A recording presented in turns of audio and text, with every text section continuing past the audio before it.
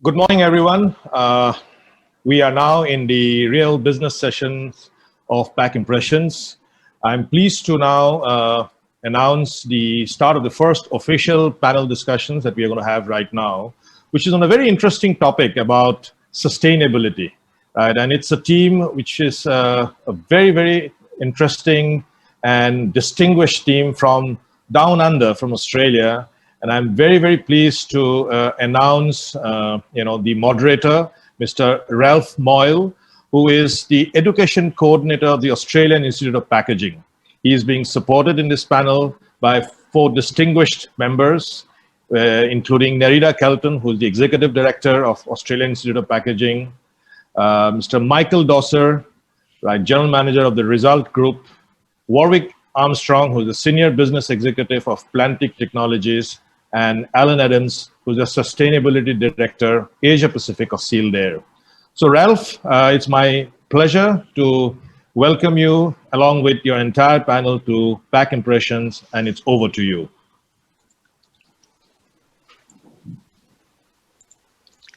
Thank you for that wonderful introduction. Much appreciated. Ladies and gentlemen, welcome wherever you are throughout the globe. I hope you'll enjoy today's session, and I hope you and your family are very well at this time. I'm here representing the Australian Institute of Packaging, and I think it's appropriate we just start with a brief explanation of who we are. We're a not-for-profit organisation.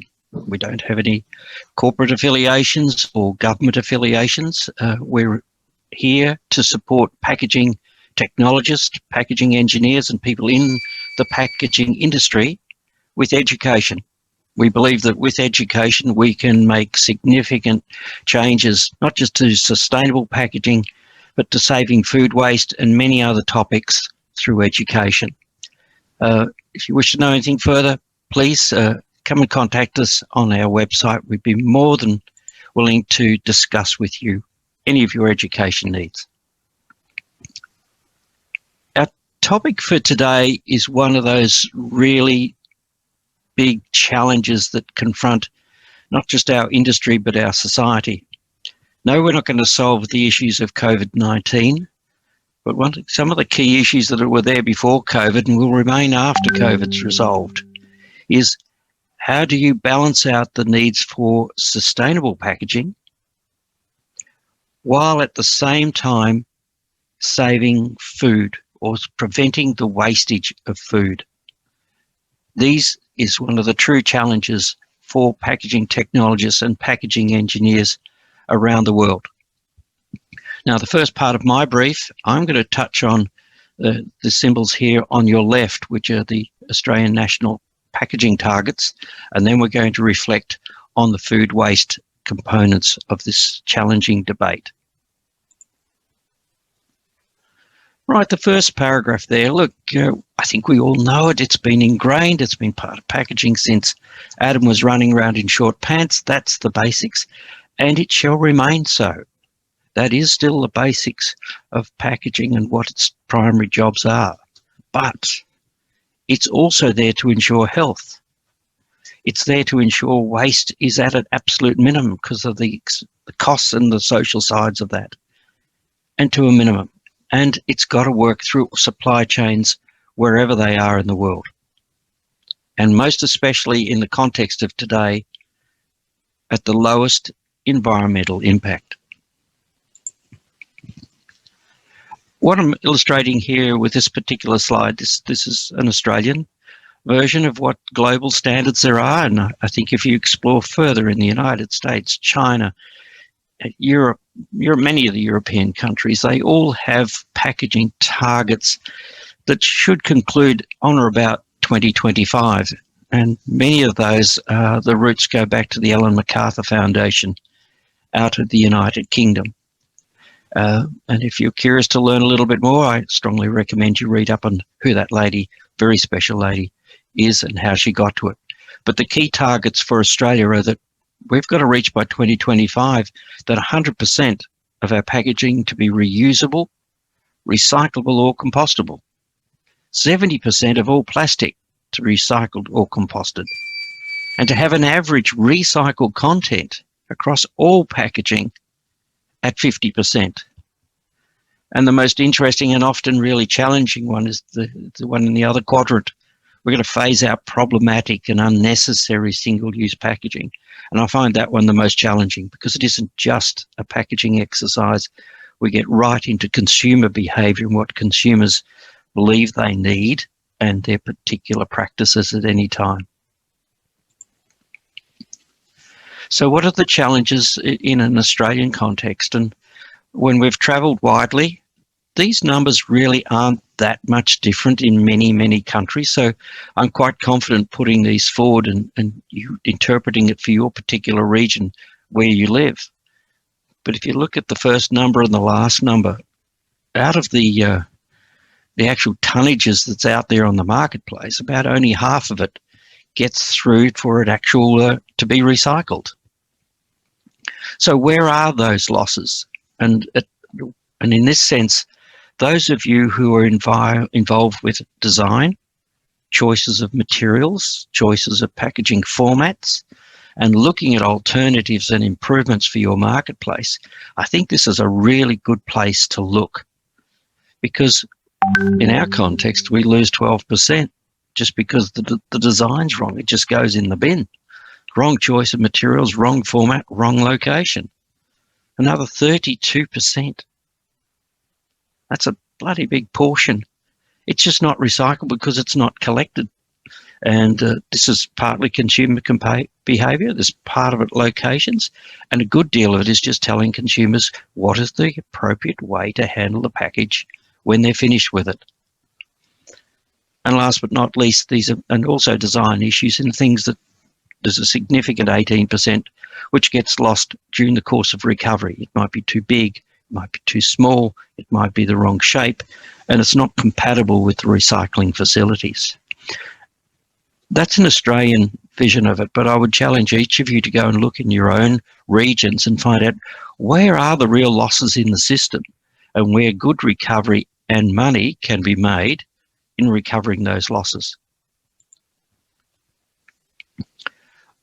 This slide, and I'd welcome you just take a quick snap of this with your mobile phones, because this is a rather high-level sustainable packaging guidelines or checklist that packaging designers and technologists should really use when they look at their own products, their packaging, both primary, secondary and tertiary packaging, is that they address each of these 10 headings, and there's many subsets of them, as they go through and review their own process to see where can you actually improve your offering.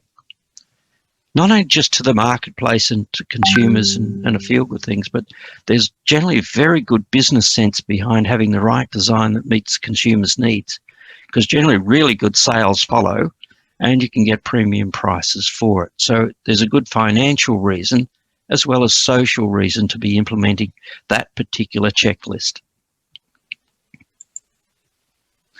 Okay, we're back to this core slide that we're going to be using during the course of the day. How do you balance these two up? So I've just touched on what we can do regarding sustainable packaging. Now we're going to reflect on what is the extent of the food waste.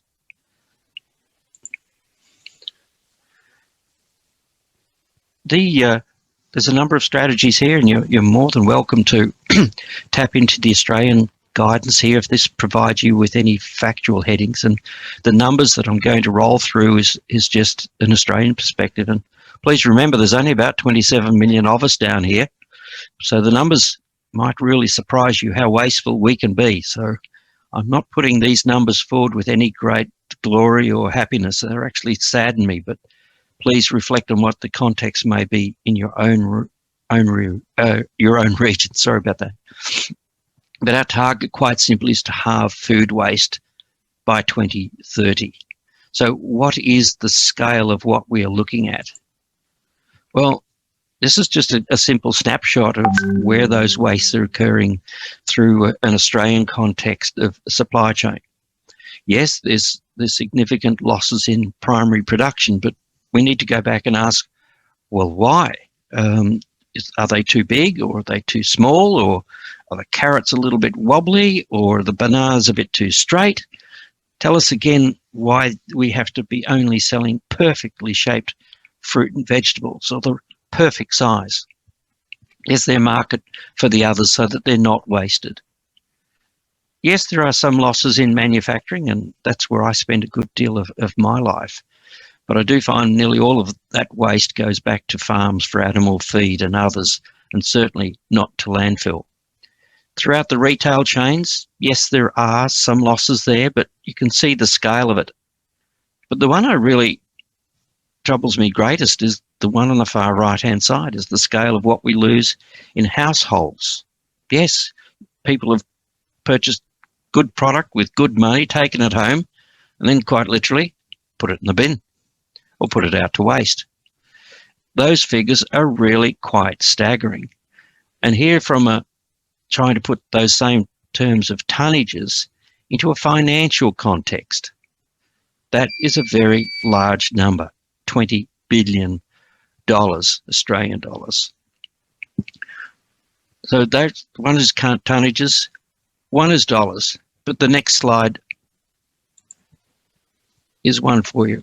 And that's a quite charming lady in the middle of that, Roni Khan, who does a food recovery program in Australia. And what's around her is, I think it's 398 kilograms of food. Why is that important? Well, that's what the average Australian person wastes in a year. And I said I'm not proud of some of these slides. This would be at the top of that list. So that's the challenge that confronts us in our society, is how do we save that amount of food per person across 28 million? So please think about it in your context, but that is one of our key targets that we have to address. All right, safe food packaging, it's there, it's straightforward, the clues are there, but the stresses I would put out, and challenge actually I put out to you today, and I invite questions after the presentations on this topic, and keep in mind the following speakers will find many examples for you to consider, is it's still got to be innovative and intuitive designs, and you've got to be features that still maintain the basics, but certainly go out there and meet that balance, the balance between being sustainable on one arm and saving food on the other. I didn't say it was easy, but it is a challenge to each and every one of us. Now, to make it easy for everyone, we've brought Nerida along. She's the superstar here, and she's going to provide each and every one of you with some examples of creative packaging, sustainable and safe food waste. So, ladies and gentlemen, I hand over now to Nerida Kelton, the Executive Director of the Australian Institute of Packaging. Thank you, Nerida. Thank you, Ralph. So next slide, please. So the first thing that I would like to show you are a series of guidelines that we've been developing in Australia and New Zealand to assist packaging designers, engineers and technologists when they are considering the role that packaging plays in minimising food waste. As Ralph suggested in a number of other slides, please take a photo of this or access the slides later, because the next two slides are really important that you can use as checklists when you're designing packaging for food. So the first one is to design to contain and protect the product. And that covers all areas of primary, secondary and tertiary. And we're looking at things like palletization, stabilization, the transport of the packaging, even the load utilization, all the way through to vibration and shocks. The second criteria is to consider preserving, enhancing product appeal, and most importantly, extending shelf life. Obviously, shelf life extension and barrier are a very critical component to minimize food waste. So consider improving your barrier, consider looking at moving to skin, modified atmosphere or vacuum packaging. And my absolute favorite is active and intelligent packaging.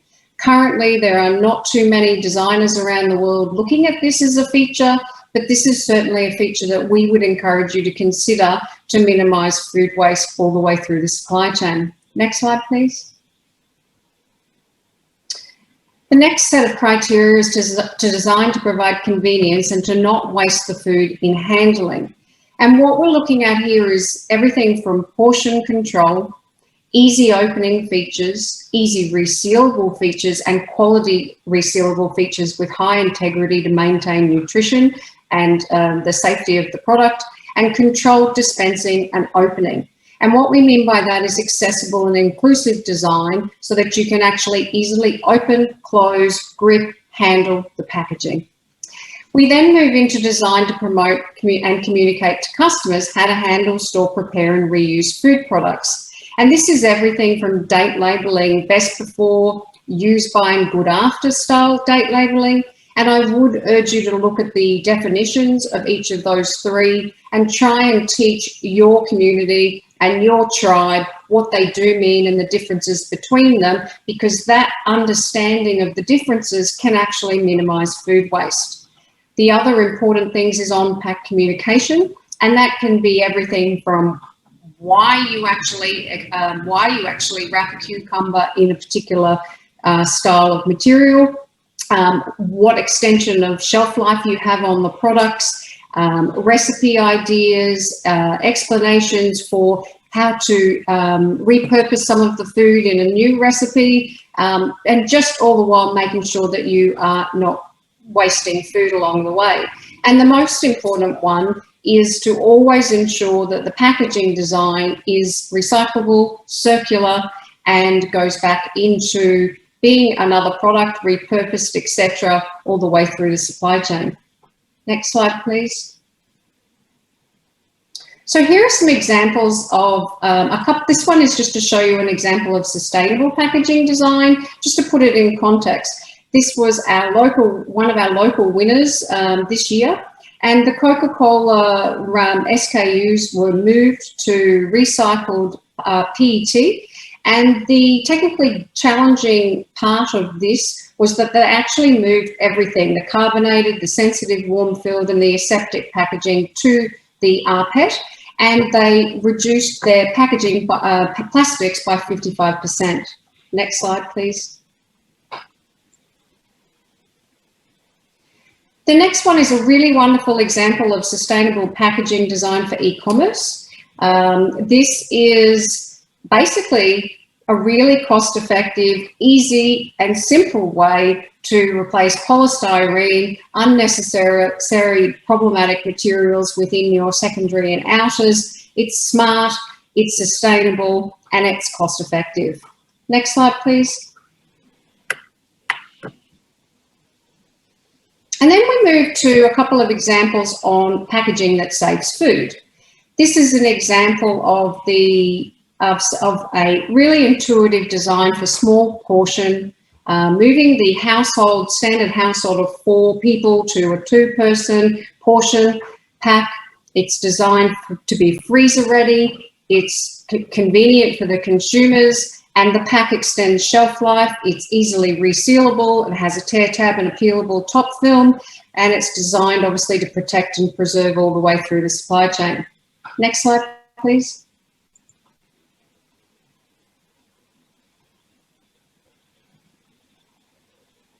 This is a really different and unique and intuitive design that is for dysphagia patients. Now, if you consider hospitals, aged care facilities, and anybody with a disability, they have difficulty opening and closing packaging. So I would encourage designers to really look at that and really look at the waste that is in that range of institutions and hospitals, because it is really high, and really think about the people that are using your packaging and design for them. This is obviously, as I said, for dysphagia patients. It is designed with a cup, so a reusable cup. It has a tear grip, large legible font on it, resealable functions, and it ensures that the patients don't waste food and spill the food as they're opening it. Next slide, please. And then the last slide is to tell you about a new day, the International Day of Awareness of Food Loss and Waste. The FAO have launched this day for the 29th of September this year, and I would encourage all of you to think about ways that you can minimise food waste in your household, in your businesses and within your communities. There are simple steps that you can follow to make sure that you also make sure that your community is not wasting food. So I would encourage you to, on the 29th of September, do one thing differently to make sure that you're minimising food waste. Thank you. Thank you, Nerida. I'd like to invite Michael Dossett to join us. Thanks, Ralph. Thanks, team. Honoured to be a part of this. Let me start with this. I don't think it matters what part of the world you sit in or where you are. If you're working in the packaging industry, there's probably no more exciting time. It's time for us all to step up to the plate and take on these challenges head on. What I'm going to do now is take you through a couple of practical examples of how our business, Result Packaging in Australia, has been able to realise some of these challenges, and then talk a little bit more about what I'd consider some low-hanging fruit and some easy targets. So the first one here is an example where we're focusing on a particular industry, as in fresh produce. So we've got what really already starts off as quite a fragile product going through its supply chain that we need to protect. So what we've done here is we've looked at the sustainability angle and we've looked at the food waste control angle. So here you've got a pack that is 100% PET, so it becomes curbside recyclable. When we look at the product itself, we've actually got a washed, destemmed grape. It's ready to eat and it's a healthy snack alternative.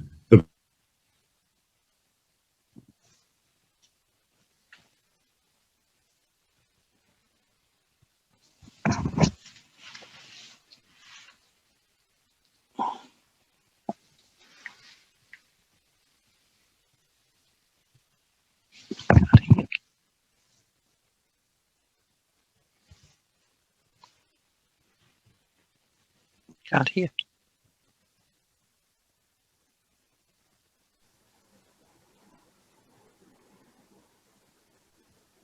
Is it a problem from Michael's side? Michael, can you hear us?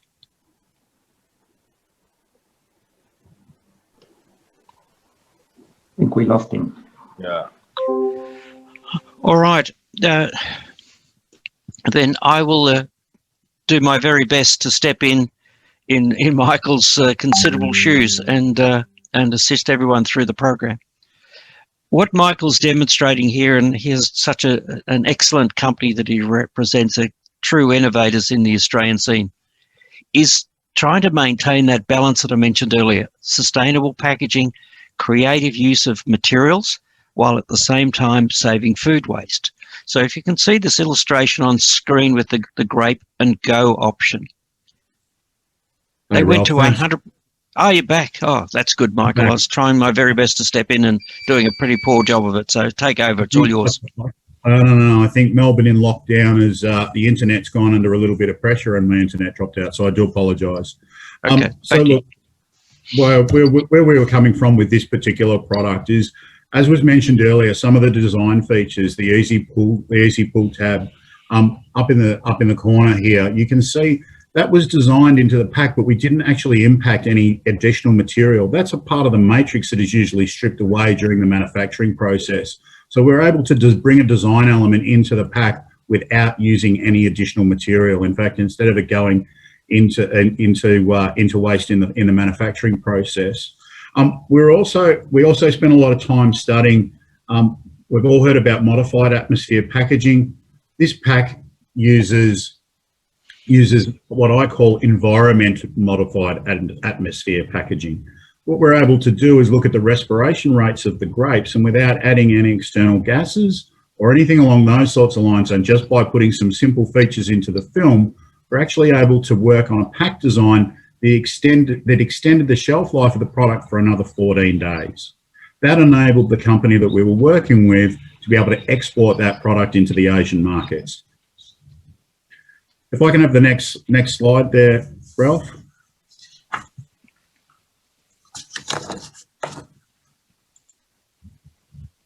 Next slide, please. There you go. Here you go.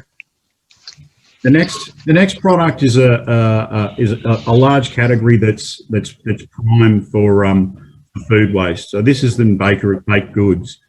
This particular product is a flatbread that's quite popular in Australia. It's a rapidly growing sector and has been for many years as a healthy choice. The key challenges here in this particular application was the product itself. The brand owner wanted to make sure there was no preservative in the product. So the barrier properties of the film were critical. What we have here is a product where this product is traditionally packed with a Ziploc. What we're able to do is utilize an adhesive tape. That means that we're actually able to reduce the consumption of plastic in that pack, or the packaging in that pack, by 60%. A real feat. The biggest advantage of that, we've been working with a company out of West by the name of Sealstrip, and Sealstrip have developed this application technology, which we were able to adapt to the Australian market and install that onto an existing flow wrapper. That meant that the customer didn't have to completely update all of their capital. It was just a simple bolt-on to the system. So we've got the product being protected, we've got the product staying fresh, we've got it all wrapped up, and we've got a really sustainable and pack that is controlling the food waste. Ralph, if I could go to the next slide.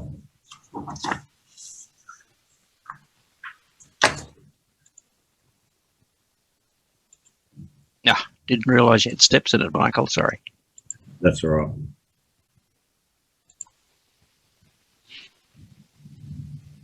So there should be three clicks there, Ralph. You can bring them all up if you can. Thank you. Done. So the next one, the next thing I'd like to point in everybody's direction is what I call the forgotten packaging medium, which is the label that sits on the product. And the label that sits on the product has such an important job. It communicates exactly what the product is, number one, but it also has a massively important job as far as sustainability is concerned. So you can see the link between the two mediums being sustainability and also food waste. Label materials have come a long way in a very short period of time. The label manufacturing industry, whether it be label printer or manufacturers, have taken massive steps. You can see the three criteria of products that I've listed there. Recycle being number one. You can get label materials that are compostable, 100% compostable, face stock and adhesive. You can get materials that are made from recycled content. A lot of the European markets now are using that product, and it's just started to take off here in Australia. Made from 100% post-consumer waste. The next two there, which is a massively interesting category, is the wash-off adhesives. The wash-off adhesives, in one area for crate and logistics return, what that does is actually reduce the amount of chemicals that are needed in that process. But the other one is a wash-off adhesive for both polypropylene, polyethylene, and PET containers. One of the biggest challenges we have in Australia is a drink product might be in a PET bottle, but it carries a polypropylene label. When that gets to the recycling, the MRF or the post-recycling centre, the sorting systems get confused and don't know whether it's PET or polypropylene. The ability for that adhesive to wash off at the initial stages of that process offers huge benefits to recycling efficiencies. The next one is reduce. Innovations that are coming out here are simply incredible. Lineless labelling technology for one. We are working with a UK company here in Australia by the name of Ravenwood that manufactures lineless labelling technology for rigid-based products. So we're talking about finished product labelling with a lineless technology. The self-adhesive material, the liner, is just thrown in the bin. It's very difficult to recycle because it has a silicon content. So that is a massive industry, a massive gain for sustainability. Then the standard things as far as down gauging of materials, of course. The last one, FSC and the certifications and forestry certifications around materials have been around for many, many years. But the opportunity to look at materials made with natural contents like grass and those sorts of things also offers the industry a number of benefits. Next slide, Ralph. The last thing I want to talk about is consumer engagement. Nerida touched on this in the presentation. The consumer is a key element to the process. I want to talk about active and intelligent packaging, and I would encourage everybody to spend as much time as possible learning about this new and extremely innovative area of the technology of the industry. It's extremely exciting and it's extremely engaging. We all know what a QR code is, but it can be much more than that. Think of the challenge that you have of putting so much information onto your pack. The ability to be able to have a digital signature on each one of your unique individual products is happening in this industry right now and is the fastest growing part of the active and intelligent area. This is just a snapshot, but consider being able to directly engage with your consumers, providing them alerts when the food is about to come close to its use by date, and then giving them tips on how to correctly dispose of the container there and then on the spot, on a smartphone in real time. These are all things that are available right now, and it's an amazing technology. That's it from me. Back to you, Ralph. Thank you very much, Michael. Great. Over to you, Warwick. Could you lead us through the next section, please? Yeah, thanks, Ralph, and good morning and good afternoon to everyone around the world and listening in. Yeah, my name's Warwick Armstrong. I work for Plantic Technologies, and we're a part of the Kuraray group out of Japan, and I think a lot of people on the call will know Kuraray as the largest supplier of EVLH in the world, so the barrier technology, and our division comes off that. So next slide, please, Ralph.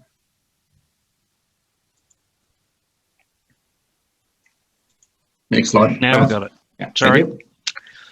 So as a company, the issues that we try to solve and we try to look at, obviously there's things that we can't do, but from a Plantic point of view, we try and solve the following couple of issues that are around the world today. So obviously the food wastage issue, which Ralph has touched on, in a more broader term, we're narrowing that down to, the supermarkets, the shops and the households, which comprise of, depending on which data you read or who's collected the data at the point, it's that wastage of around 35% of the total waste. As a company, we can't do a lot about the farm wastage and the different sizes of carrots, as Ralph pointed out. But we try and concentrate on what we can control. And then plastic pollution. This data is pretty clear. 8 million tonnes of plastic enters the ocean every year. And I highlighted this one due to the fact that the local audience in India, but if you look all around the world, this is a common thing. Vesofa Beach, I hope I've said that right, near Mumbai, they yielded an estimated of 12,000 tonnes of plastic waste off the beach. They got together as a group and they started to pick it up. This was back in 2018. They cleared the beach up. The turtles came back and wildlife returned. I don't know what it's like today. But I guess from our point of view, it's preventing that in the first place. Prevention is always better than the cure. So it's a great initiative by those in Mumbai to clean it up, but prevention we feel is always better than the cure. And then the issues which Ralph highlighted, on a local point of view, is the legislation, the 2025. And a couple that we're really targeting, the recyclability of packaging and compostability of packaging, and the recycled content of packaging. So there are a couple of highlights I want to include next, which is we've won a couple of awards, the World Star Packaging Awards, and I chose those couple.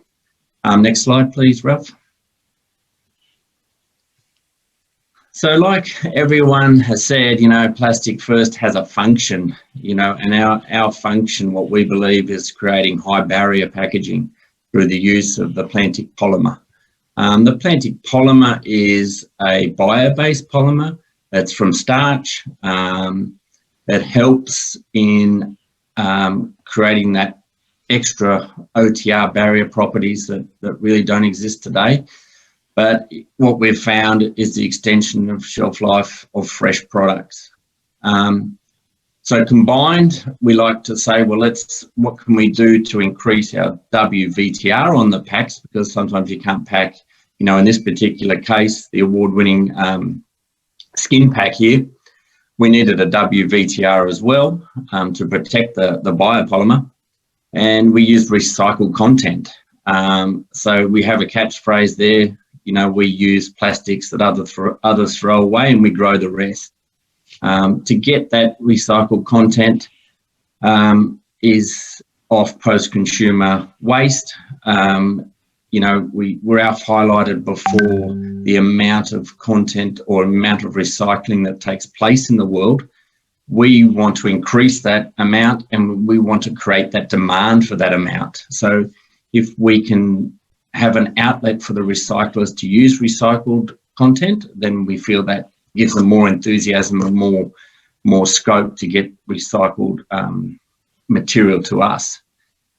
If you see the picture below that shows the 2 water bottles in the plant, that's exactly what the pack is highlighted. That's about the amount of maybe a little bit more PET in there, and that helps, gives a shelf life. Of course, once we want to finish with the pack, we need to make the pack recyclable. So not only we want the recycled content, but then the finished pack has to be recyclable. And if you see on the bottom of the pack there, it's got the Australasian Recycling logo on there. That means it can go into curbside waste. Yeah, thanks, Ralph.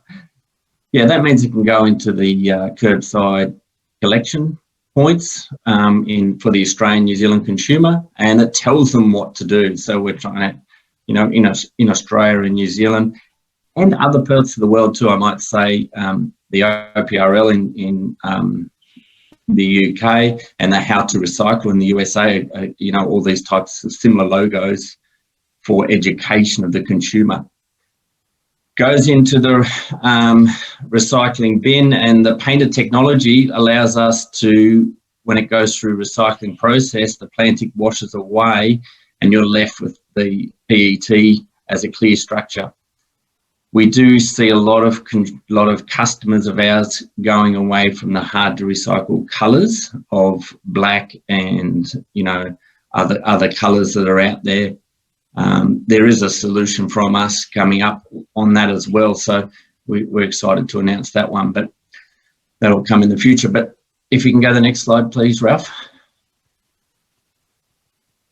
The other highlights today, which I'll highlight, is a compostable materials or compostable packaging. As one of the 2025 requirements in Australia and New Zealand is to either be recyclable or compostable. We see a lot of needs or a lot of requirements coming around the world from high barrier paper, which is an interesting subject. So here's a company which in using our plantic core layer wrapped with paper on the outside and a substance called PBS on the inside for sealing, and that gives it a, you know, compostable solution for coffee, for instance. Another World Star winner at this year's awards, so, you know, it's quite exciting for that to happen. And, you know, it was really good to get them recognised when they're using our monolayer structure. So if we look at the pictures on the left of the blue tray, that's what we call that is a plantic monolayer film, and that's how, you know, you can understand how the recycling process works. Not so good for packaging wet products, as you can see. So anything with a high moisture content doesn't really go. But if you're looking for, our original product that we used to sell back in 2004 was a chocolate tray. So it was a dried chocolate product. So that was really a great initiative or a great program at the time to have, instead of that material going to waste, we would be able to reduce the landfill size or landfill waste plastic that was going away, because the actual monolayer plastic will break down within 11 days. So it's really a great material for anyone looking for those type of structures or those type of things. Just one back thing on the paper. I had some conversations recently with some machinery manufacturers, and they say, a lot of them are now saying that a lot of equipment coming out of Europe is designed to run paper. So, but you need that barrier technology with the paper. So it can become recyclable in the recyclable paper stream as well. So the separation of the polymers, which the plastic allows that to happen. Next and last slide, please, Ralph. So I just thought I'd touch on what we see around the world, and is that the consumers are definitely demanding more sustainable solutions. A little bit of a back burner now with the COVID situation, but it's certainly at the forefront. And I would say, with less people going out to eat nowadays and more people eating from home, and I'm sure the packaging suppliers on this panel would have seen the volumes increase significantly because of that. So the plastic waste has increased significantly. So we need to make sure that we're looking after that. We see a lot of global governments that are driving change through legislations around plastics. That's a definite situation in the world today. We know that the leading companies in the world have packaging strategies, and they've got clear goals, and some of them are 2020, which is only the end of this year, obviously, a few years, and a lot of 2025. So there's a lot of movement. There's still a lot of growth and a lot of movement in that direction. And we know that nearly every retailer has announced a clear direction around plastics, whether it be single-use, recycled content. There's definitely a clear strategy. And what I have found, there's no retailer, there's no leading brand owner, there's no companies that have stuck their hand up and said, I'm not going to do anything. They're all saying that they're going to do something, and it's all going to be measured, and there's a real spotlight on that today. So just to wrap up from our side, Plantic is saving food with high barrier. We feel that's important. We are sourcing materials from a renewable, sustainable resource, which is the plant-based barrier technology that we use. We're sourcing materials post-consumer recycling. So we're creating that demand for the recyclers. We're attacking the war on plastic. So, we're trying to get to the forefront and trying to win the battle, not win the battle, but, make changes, create that circular economy. And because we have such a large part of our structure being plant-based, or our structures being plant-based, we are better for the environment. So we have done a lot of LCAs, life cycle assessments around the material on different structures, on different things. And if anyone, wants more information on that, please let me know. Next slide, Ralph. Okay, thank you very much, Warwick, and I look forward to some really challenging questions for you. Thanks. Ladies and gentlemen, to bring the party home, of course, we've got Alan Adams, world-class cyclist in so many ways. But Alan, if I could ask you now to take over the presentation. Thank you. Thanks, Ralph. Look, what I thought I might do in this slide is try and wrap up the section on bringing a perspective to designing for sustainability through packaging, and looking at the concepts that we're talking about here, and encouraging everyone to think about the full scope of the environment in which we're designing our packaging to live and to perform. Because without taking everything into account, it's hard to get that right, complete, sustainable outcome. And so right back to the start where Ralph began with talking about balance, I want to talk about that a little bit too. The balance between the outcomes for end of life of packaging and the inputs or resources required to build them and their impacts on the whole supply chain are really important to take into account when we're designing our packaging solutions. And so there is that trade-off at times between circularity, or looking after the resources of used packaging and gaining the value out of those again and again, and the total environmental impact or climate change potential, perhaps carbon footprint of the packaging combined with the product all the way through.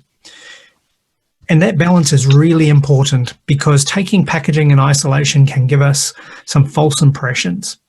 Look at these two statistics. If you take a block of cheese and the film that's used to wrap it, the cheese can have a carbon footprint of up to 76 times that of the packaging. And beef is just incredible. A kilo of beef versus a vacuum shrink bag used to pack it could be 360 times the footprint. So you can see, if we think about that in context, that making decisions around the packaging has to start with protection, making sure we don't have any waste, because any amount of food waste quickly adds up to a detrimental environmental impact. And I think that both, or always, economically, socially, and environmentally, we can't continue to put up with the sheer scale of food waste we have throughout the world today. You know, some statistics put that as much as 40% of all edible food not actually getting consumed.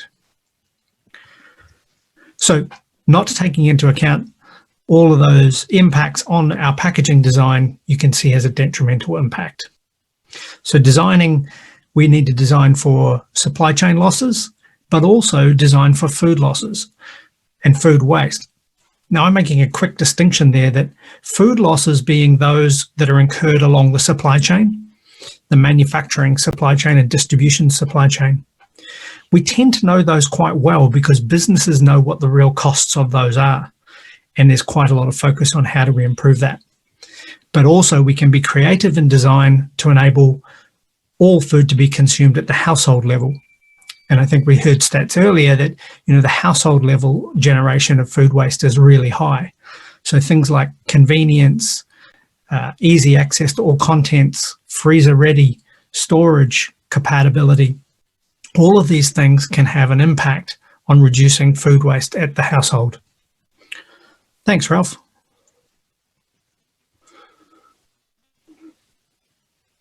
In terms of knowing the entire scope, that LCA thinking that Warwick spoke about, and looking at how they design their products, that thinking from cradle to grave is really important as well.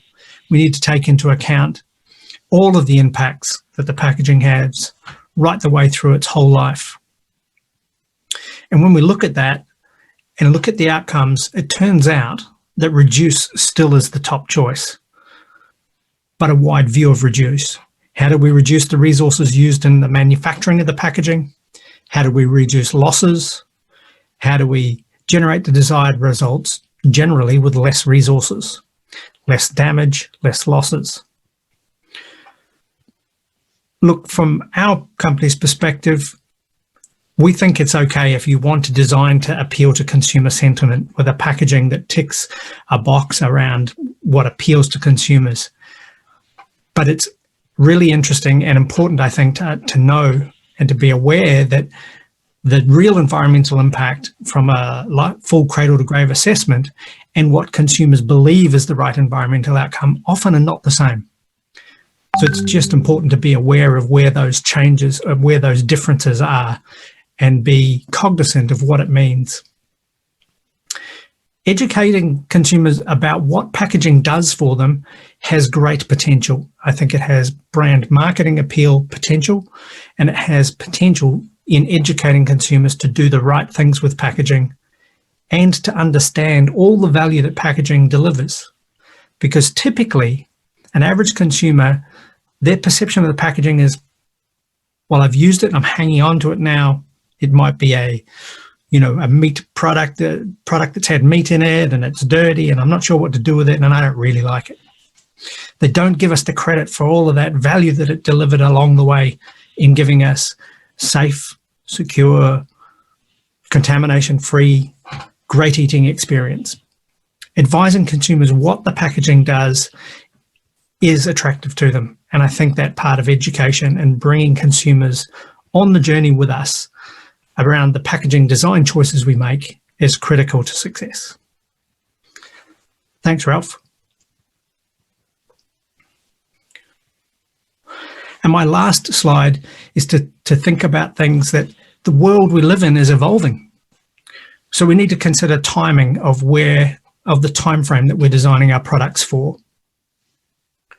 So, for example, in many areas, we don't actually have infrastructure for collection, for recovery, for recycling. So unless we know what's available there, choosing a particular packaging type that's touted as a great outcome may not necessarily perform if the infrastructure is not there. And I know in a lot of countries in Asia, one of the big hurdles we have is that municipal waste collection is not widely spread. So if we're shipping products to an area where there isn't collection, isn't recycling systems in place, designing for the minimum amount of packaging will still be the right way to go. We need to design for the functionality of the reality of life today. And I think that designing packaging to have a performance for the whole supply chain is absolutely critical. And so just one last comment from me on this particular product, the avocados on the screen. Using high performance, ultra high barrier materials, extending shelf life from 30 days to 90 days has had really interesting unseen benefits in that the processing window that the farmers have to process and recover these fruits is growing. So that while the consumer benefit is we can have avocado paste wherever we want, whenever we want, the real environmental benefit here is more fruits recovered. It's not lost at the farm. We're reducing that 40% wastage of food. Thanks. Back to you, Ralph. Thank you, Al. Look, I'm just going to stay with that last slide. Part of my career, I was processing avocados, and I've processed a whole lot of fruits and vegetables in my career. That is the most difficult one to process because it is the most sensitive. It can actually start browning literally in seconds in front of you, and that solution is absolutely marvelous for avocado growers and processors, and like the rest of us, those who thoroughly enjoy eating avocado products. So great example, Alan. Thank you very much. Ladies and gentlemen, just one closing slide. It was the same as the first. There was a couple in the middle. Hopefully this, I'd like to think the panel has presented to you some facts, some figures, examples, reasoning to explain why. The key elements of this balance between having sustainable packaging and designing for food waste at the same time. So, ladies and gentlemen, thank you for listening. I'm now going to hand back to the overall presenters, and let's hope we've got some time to answer your questions. Thank you.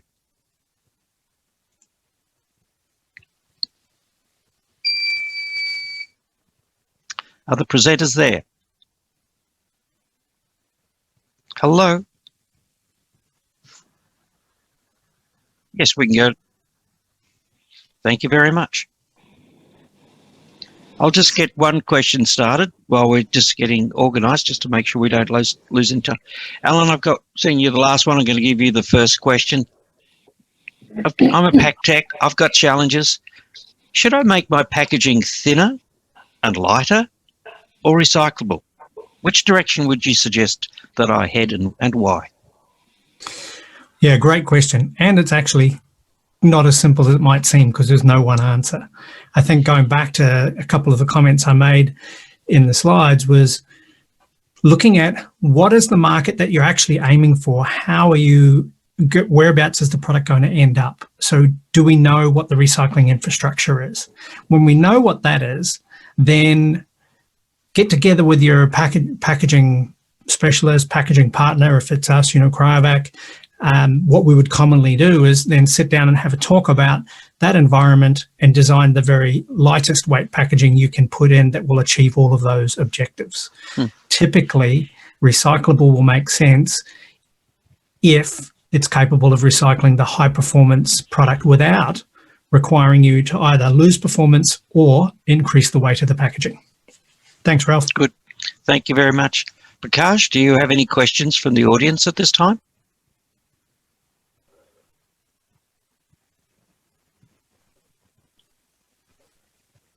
I'm not hearing Akash.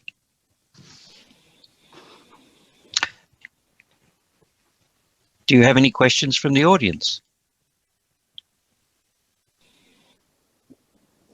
While we're waiting, I'll just keep it flowing. Warwick, I've got one for you. Plantic offers both compostable and recyclable options, and solutions. So thank you very much for that. How does a consumer or a packaging technologist choose between these, and what are their strengths and weaknesses, please? Yeah, it's a good question as well, Ralph.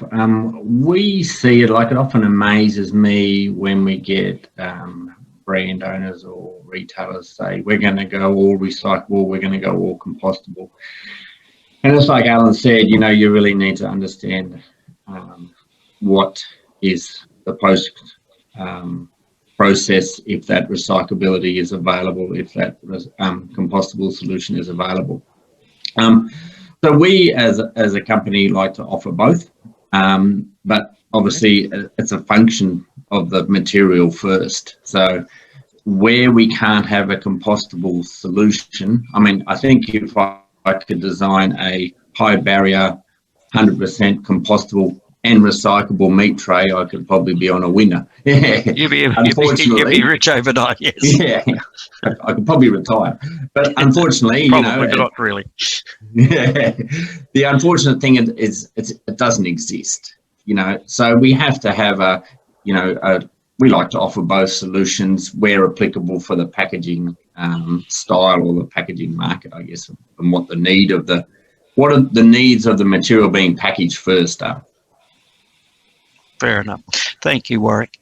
Prakash, are you ready now with any questions from the audience? All right. Well, I'll make up another one of my own then. One for you, Michael Dosser. I'm one of the billion people around the planet who has one of these mobile phones. And you indicated in your presentation the fact of coding systems on packaging can really communicate between myself as a consumer and you as a producer. Can you tell me a little bit more detail how I can use this to communicate with my packaging? Yeah, absolutely, Ralph. And the steps that have come out in even the last 6 to 12 months have made that journey even easier. So the mistake, the challenge is we've all got phones and they're all full of apps. And as soon as you say to a consumer, I want you to download another app, most people will now turn up their nose at it unless there's a real strong value to it. So one of the greatest things that the Apples and the Samsungs of the world did, when you open up your camera on your mobile phone now, it will automatically recognize a QR code. So from one point of view, we're taking all of the decision out of the consumer's hands, and all they have to do is point the camera at a particular product, and it will recognize a QR code, for example. On another side of looking at an alternative technology with NFC labels, not used as much, but all the latest smartphones have all got NFC readers in them now. So you won't even get to a point where you have to actually open anything, you just hold your phone up. So the interaction between consumer and using their phone is just being made easier and easier by the day. Excellent. Sounds too good. And Nerida, just to bring this home, I've got the very last question for you. And it brings us back to the beginning, if you like. What is more important, food waste or sustainability? Give us the answer, Nerida. You've got them all. Well, I'm hoping that everybody agrees with me. I think it's both. I think they're both equally important. And I think that obviously there are some slight trade-offs to get that optimum sweet spot of design, but I think they're equally important. And when you're designing packaging, you have to consider both. I think that's an excellent closing to the evening. My personal thanks to all the panelists. It's been great working with you guys again. And it is, in fact, a challenging topic. And I think Nerida summed it up. They're not easy, but we've got to address both. And to all the packaging designers, engineers, technologists out there, this is what we really need your brains tied up with, guys. We've got to address both these topics, and we've got to do it now. The clock is ticking. So on that note, Prakash, I will now hand the session back to you, and I think we're pretty much close to the end of the session at this moment. So I'm signing off.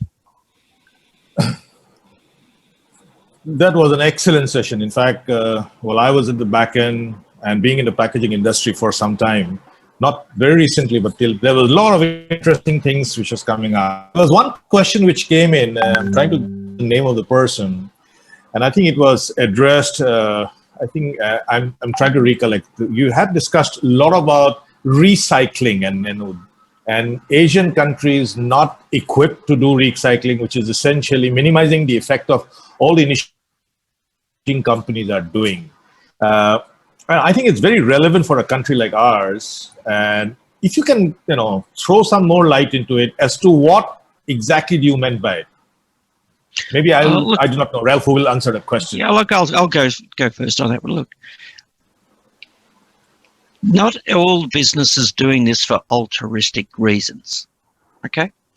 Each one of whether you're a supplier of packaging, a food manufacturer, which we're focused on, or a recycler or others, you're still in a commercial business. So there has to be value.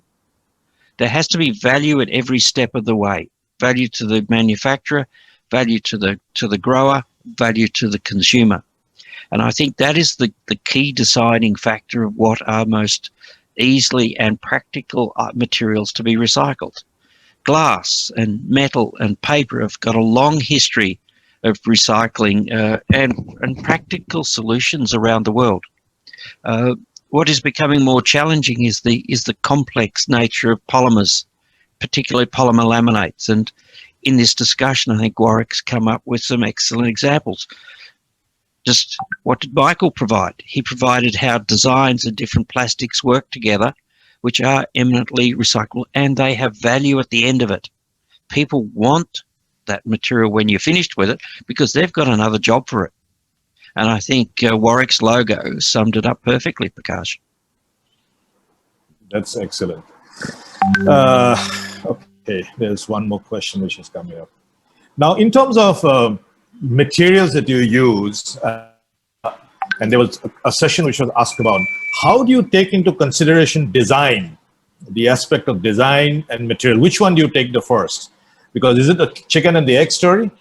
I mean, do you take the design first, or you look at the material and then start looking at making something out of it? Okay.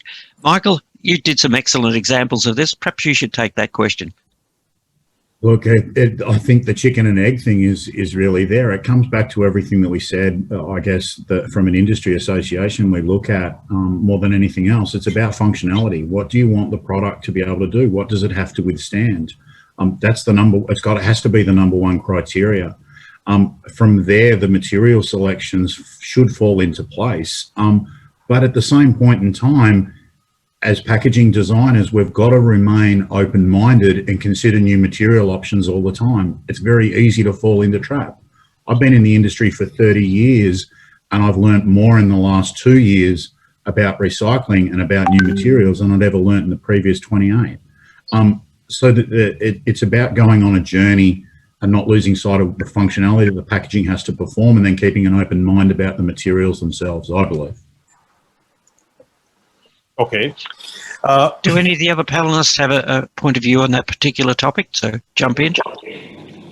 I just have one comment to that. It's also about making sure that you're designing, particularly in terms of a circular design, for the actual country that you sell that product in. And I think that's really important. So whether you're doing it, you're designing it and you're actually only selling it in Australia, or you're selling it overseas as well, you need to consider the environments that it's going in, and also the recyclability of that and end of life for that, and the circularity of that as well. So I just think that's something that you need to consider. I'd like to add just a couple of, if I may. I think that there is both in terms of what the product must absolutely do in terms of delivery and performance, which equipment, which supply chain, and then there are constraints around what materials will do. And I think bringing those two together is the art of good design. So any new product designer, I think, should have a good understanding of packaging constraints, and then bringing those two together gets the best results. That is the right way to do it. If there is a full package laid out and then just give me a material to do it, often that will lead to unintended consequences or a suboptimal outcome. Okay, we have last two questions. One is from Sophie. So the question, I think, is a bit related, something similar, but it said, how do you balance sustainable targets with food waste targets when designing packaging? I think that was covered in the beginning. She may have come a bit late. I think so, Sophie. I think you hopefully the boys recorded this for you and we can go back to the beginning, because that is, in fact, the conundrum that we've been discussing this afternoon. Sophie, if you can hear that, this session is available recorded in the archive, which you can see starting on Saturday, right? So you can go back to it. It's a great question, although it was there covered in the beginning. And the last question, which is from Ruchi, it is saying that what are the challenges one faces when they're creating sustainable packaging in terms of cost? All right, I'll start with that one. You teased us with an excellent question about 3 questions ago about trying to balance this off. Well, I still have one absolute key rule that I say to all the packaging technologists I work with. Your first job is it has to be safe. You have to protect the food. It has to be, when it reaches the consumer's hands, it must be safe. Now, how you achieve that with different design materials and formats, recycled content, all the others, to me, that comes second. Because if you haven't got safe food, I'm sorry, you've got nothing. In fact, you've got a total waste in every respect. Michael, would you like to reflect on that question and inspire us with your wisdom? Okay, that set the bar quite high for me there, Rob. Thank you. Well, at the end of the day, cost is the gremlin in the elephant in the room. It always has been and it always will be. It's about trying to think outside the square, and it's not just about the cost of cup A versus cup B. It's about the total cost of that product and what other benefits it can bring to the supply chain within your own business, or within even an extension of that. So the first thing that can turn people a lot away is a sustainable option may be considered more expensive, but it's about considering the other benefits that it brings as well. We could debate costs and prices of things for a very long time, but it's about keeping an open mind and looking for the extension, looking for the savings across an entire business, not just in one area of product A to product B. Thank you. Can I just add a quick theory on that too? And that I think cost is actually really an interesting metric for sustainability in some ways, in that when we think about it from the broadest context, sustainability is about reducing the footprint we have on the environment. That kind of implies that we're going to use the least amount of resources, or at least protect those resources as best we can. And more often than not, cost is pretty much the sum of resources. So oftentimes cost isn't a bad indicator as a place to have a look at opportunities for sustainability. For example, where you see high cost of waste, or you have reworks within your business, those can be good indicators of improving sustainability. Excellent. Thank you, gentlemen. And Nerida, it was wonderful. I think on behalf of everyone, especially the organizing team, I would like to thank you, each and every one of you. It was a wonderful session to kickstart the whole event. And I think the audience had a lot of questions to ask for. I'm just getting, but unfortunately, it's a live event. And the next event is just around the corner. We are already 9 minutes over. But thank you very much. And we hope that both AIP and Packimpression will be able to work together in future events as we go ahead. Thank you, and have a great day. Bye-bye. Thank you very much. Yeah. Thank you. Yeah. Thank you, team. Thank you, team, for all your contributions. Thank you. Thank you. Thanks, team.